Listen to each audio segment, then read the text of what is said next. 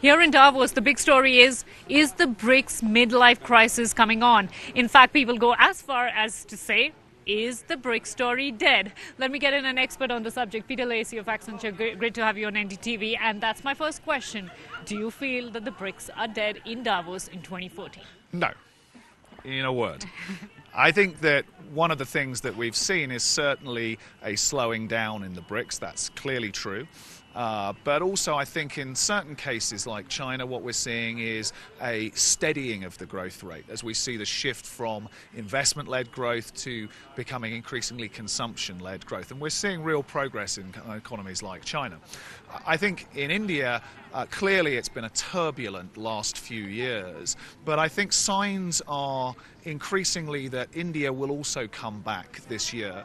I think if you look at the economic prospects, if you look at the global economy and global demand, actually the BRICS still look a very sensible place. We still have many of the world's consumers becoming part of that middle class, and there are still a lot of opportunities. There's a big banner of the Indian middle class here in Davos which says that India will be the world's biggest middle class by 2030, and they're trying to advertise that. But the critics say, why are you advertising it? The fact that you're advertising it means that you are stressed right now and you desperately need foreign investment. So that's the criticism coming in. And our finance minister actually admitted that lack of decisiveness has been rampant over the last 2 years with this problem. Do you feel that India is indecisive?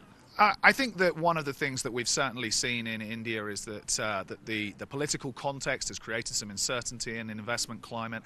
But one of the things that I wouldn't read that launch, that announcement, that signalling of the potential of the Indian middle class necessarily quite so negatively. I think if you look at the Indian middle class, it will grow significantly by 2030, as you say, probably to as many as 600 million people. An enormous consumer opportunity, enormous spending power.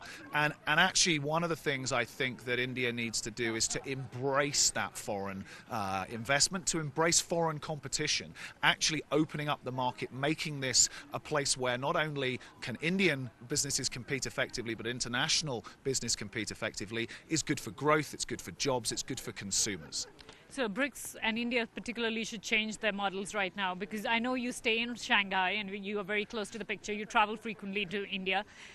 China particularly has said, we'll sacrifice quantity over quality. So we are fine with 7% growth. We don't care about 10% till 2020. Do you think that India needs to make those reform changes? Because we're struggling with slow growth and stalled reforms simultaneously.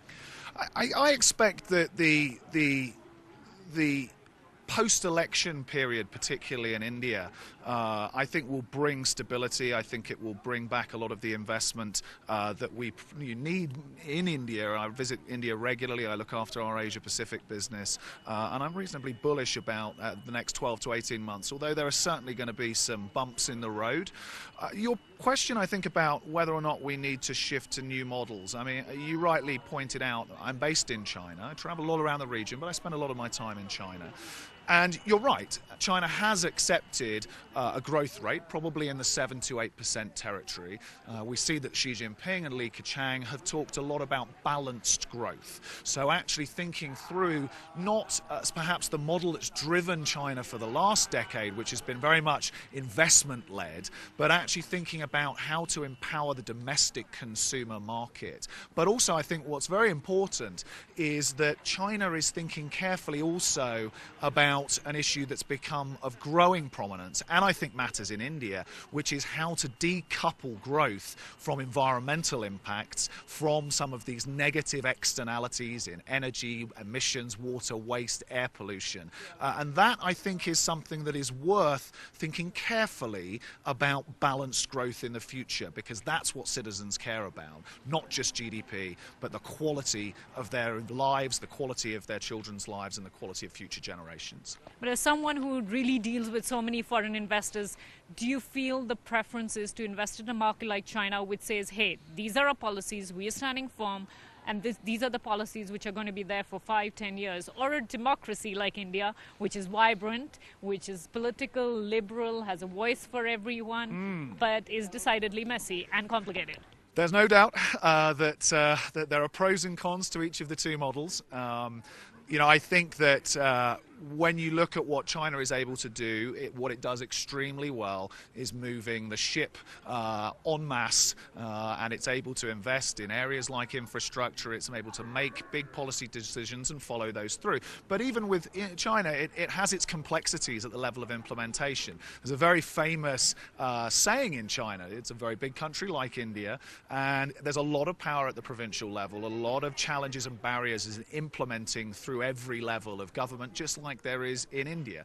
One of the sayings is that the emperor is far away and the mountains are high, meaning that actually you can get away with a lot in your own domain. And clearly, India comes with its own challenges. It comes with the challenges of a vibrant democracy, allowing people to have their say, and many of those things are fantastic, but clearly, it does slow down processes, and actually it does create some inefficiency in the system. I think as to go back to your original question, your point about when foreign investors, when they look at these two countries, they look at both countries and see pros and cons, and they look at both countries and actually adapt their strategies based on what's required in the local context. That's so important because people talk about the BRICS as though they are some sort of homogenous entity, but Brazil, Russia, India, China, you can all, there's so much complexity, so much difference across those economies. Anyone who treats those as anything other than a convenient acronym is probably not going to make the most out of the business opportunity. So just a quick question on how many Chinese meetings you had in Davos versus how many Indian meetings? Oh, wow. Okay, so we're going to be competitive. I would say it's not far off 50-50, which sounds like a cop-out. I'm trying to balance my time between China and India. The demand seems to be high for both. Oh, that's a diplomatic answer. And finally, a question on whether you had the equal amount of meetings with the MINT. That's the new acronym, right? Oh, Mexico, yes, Indonesia, right. Nigeria too? Yes, thanks to our friends in the banking community who seem to like to come up with nice new acronyms. The MINT, yes. Well, I think, again, anyone who bases their investment strategy and their geographic strategy based on acronyms is probably not going to find the right path to creating value. I think you need to treat each market individually. What I would say is it is still a BRICS story. The BRICS are still very much the focus of a lot of my clients' attention, a lot of that investment, managing those challenges, those trade-offs. But there is no doubt that there are a number of economies, I see that in Asia Pacific, economies like Indonesia, economies in the ASEAN region, that are becoming very attractive growth prospects. But also don't rule out and don't write off economies like Japan. When you look at the impact of Abenomics, maybe the jury's out about the long-term shifts. You were here yesterday. We both saw, I'm sure, President Abe talking about the success so far, having turned around an economy that has really stagnated for 20 years and seen growth rates starting to increase, seeing a mindset change of business in terms of investment, both domestically and abroad. So I don't think it's a BRIC story or a MINT story. I think we see different opportunities around the world as we're in a Davos moment that perhaps has been the first sense, albeit cautious, of optimism coming back into the global economy. Okay, competition's good for everyone. Peter Lacy, many thanks, and hopefully the BRICS fix those cracks in their wall very soon. Thank you very much. Thank you.